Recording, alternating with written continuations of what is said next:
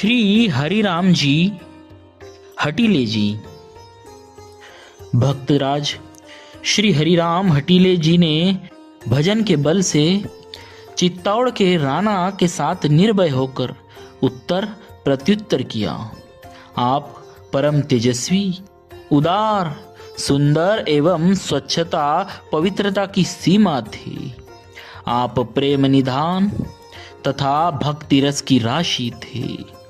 प्रेमावेश के कारण आप सदा गदगद वाणी बोलते थे।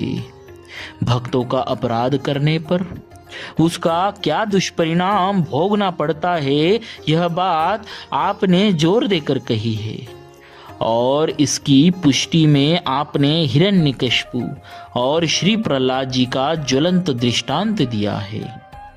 आप संसार में बड़े स्पष्ट वक्ता थे। आपने राजसभा में भी निर्भय होकर राणा को उत्तर दिया।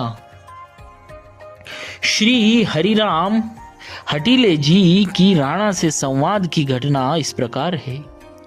एक सन्यासी थे।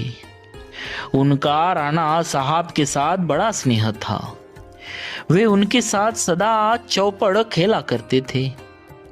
उन्होंने राणा साहब का बल पाकर एक वैष्णव संत की भूमि छीनवा ली थी।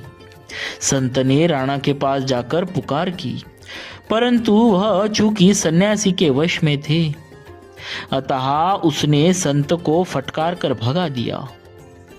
संत की सच्ची बात को भी झूठी करके अनसुनी कर दी। तब वे संत श्री हरिराम जी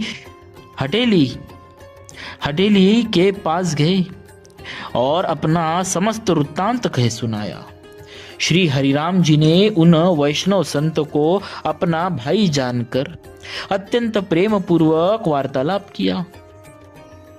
उन्हें बहुत प्रकार से आश्वासन दिया और उनको साथ लेकर आगे आगे राणा के पास चले।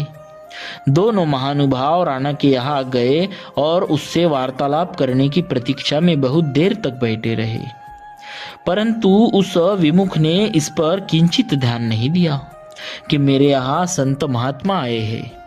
तब श्री हरिराम जी ने स्वयं वार्ता चलाई और राजा को समझाया कि वह संत की भूमि सन्यासी से दिलवा दे। परंतु जब उसने इनकी बातों पर ध्यान नहीं दिया तो इन्होंने निर्भय होकर राजा को खूब फटकारा और अंत में उसे लोक परलोक का भय दिखाकर संत की भूमि पुनः वापस करवा दी।